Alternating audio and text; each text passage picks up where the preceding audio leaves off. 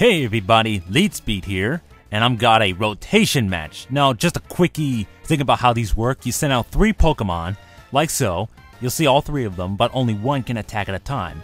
And you can choose to rotate to the left or the right and then attack, or just stay in and attack. So that's pretty much how it works. I'll put the full info in the description and leave a Bulbapedia page, all that shit. So, yeah, he's gonna have Staraptor, Nidoking, and Sceptile, and I'm gonna have my Moltres, Gardevoir, and my HONCHKROW. Right off the bat, I make a huge misplay. I thought he would go into Nidoking this turn. He would rotate to Nidoking and go for like Earth Power, or actually Thunderbolt, because it would hit my Bonafide and my Crows. So yeah, it would hit both of them. That's why I went to Gardevoir to take it, but he just went for the Brave Bird, which he knew would hit everything pretty hard. So that's kind of unfortunate, and it gets even worse from here because he goes to his own Nidoking.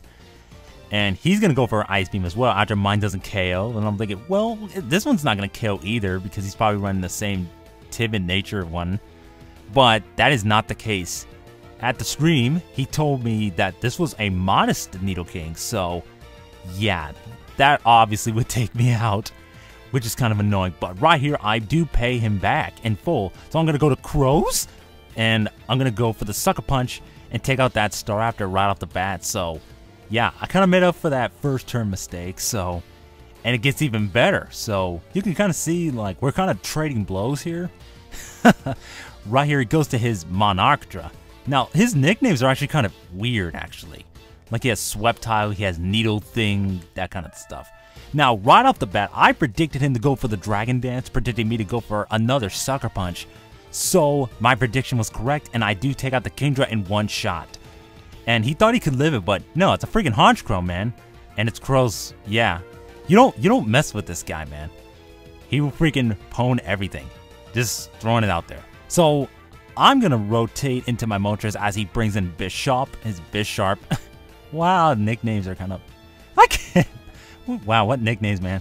I missed the Fire Blast, which is like, wow, that's kind of annoying. Because I could have OHKO'd that thing with an whatever. But here, I decided to go for the Roost in case he actually predicted me to attack again. Or if he brought in something else to attack. I know I can probably live a hit. So I do live the Ice Beam since this Nidoking's probably choiced. And I just go for the Roost, get to a decent amount of health. But then I'm going to go to my Milotic, which you guys might not have seen me use on Wi-Fi. I don't think I've used it on Wi-Fi. I used it on Pokemon Online at one point. But yeah, she is back, but on Wi-Fi. So I take the Ice Beam like, you know, nothing. Just shrug that, hit right off the shoulders, right off the tail, right off whatever. So I take out the Nidoking with a Scald, or an Ice Beam, whatever I used. So he's going to bring in Behem. I think that's how you pronounce it, Behem. It's kind of like a, it's kind of referencing BEM, which is like Bug-Eyed Monster. So that's actually kind of cool. So I don't see these things that often either, so it kind of makes things interesting. And he takes the Fire Blast pretty well, actually, much better than I thought. And he goes for the Calm Mind. But yeah, that's almost useless because I can KO him with, well, the only thing I can't KO that thing with is with Milotic. Now, I'm going to rotate into my HONCHKROW, predicting him to actually stay in. But he goes to Bishop and goes for the Sucker Punch. So yeah, that kind of sucks because 9slash isn't going to do anything. This Bisharp quad resists, but I get a critical hit, which I don't know if that really mattered in the long run. It really didn't matter. But right here, I am going to go for the Sucker Punch. Like, I guess he was going to predict me not to go for the Sucker Punch since he knows that he quad resists my Dark Stab. But, you know, I'm just predicting all over the place. And I do take out the Sweptile, and then my HONCHKROW dies. Okay, whatever, so HONCHKROW pretty much took out 3 of his Pokemon, which is amazing because you just wouldn't expect HONCHKROW to be doing work, would you? But then again, it's a HONCHKROW and it's Crow, so whatever, it's kind of be expected. So anyways, he's going to rotate into his Behem to take the Fire Blast, and these are his last guys, so there isn't much else he can do. And these 3 right here, my Lilligant, my Moltres, and my Milotic, these 3 are my last Pokemon. So it's pretty much 3 versus 1, but this gets interesting actually, mainly because of what happens right here. I go for the Sleep Powder, predicting Sucker Punch, or predicting in the setup, so that, yeah, he had a Lumberry, so that kind of sucks, because he gets a free +2, and at any point he can sucker punch and take out some of my guys, so that's kind of annoying. Now, I missed the second sleep powder, so it's like, dang, that is not good. Because I was kind of scared right here, because if I made one wrong misplay, I could lose because of powered up sucker punch. It's gonna freaking hurt. But this is really the only thing that could really take it. Moltres can't take another one, and if I try to go for Roost, he could just take me out, depending. But at this point, I almost think he doesn't have Night Slash, because I hadn't seen him use it.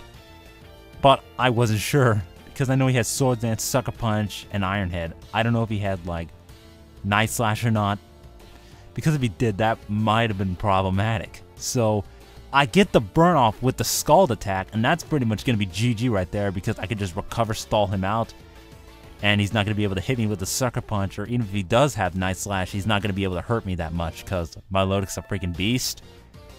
So yeah, his Bishop closes shop, and that's pretty much a good game right there. So, excellent game, PromiscuousFrog, and we should probably rematch again. This was just hilarious, mainly because of, like, all this random payback stuff that was going on. Like, seriously, I make a huge misplay in the beginning, he takes out my Nidoking, and then I pay him back by using my HONCHKROW to KO, like, 2 of his guys, and I KO 2 of his guys right afterwards, and then I KO the Sceptile later on. So, dang, this game was just pretty hectic, kind of quick, but that it makes it like Fast and Furious, not really referencing the movies, or if I am, I don't know why, but it was.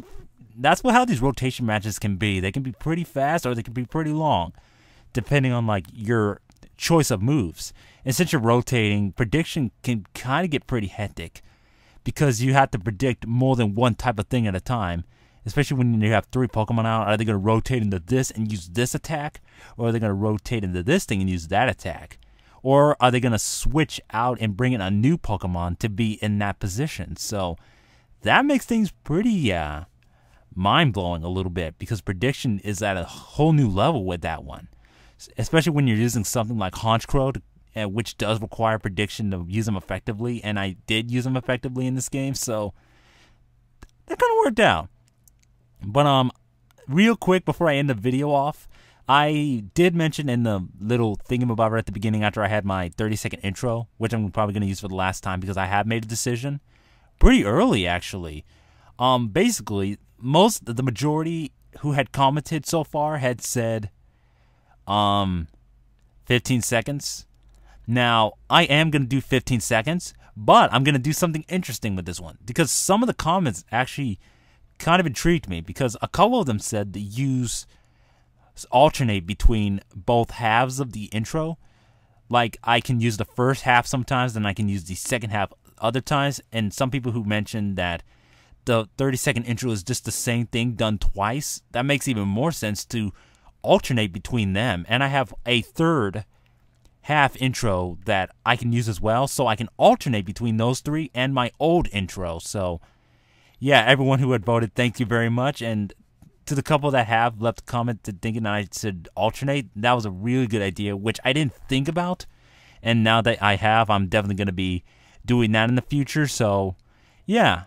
So yeah, if you enjoyed the battle, I guess you can, I don't know, do whatever you do if you liked the video. I guess the like button thingamabob, or the feature on YouTube, which used to be like you could rate 5 stars, but you know, that doesn't exist anymore. So it happens. It's YouTube. So, anyways, YuseiTheSynchroHero /LeadSpeed signing out. Peace.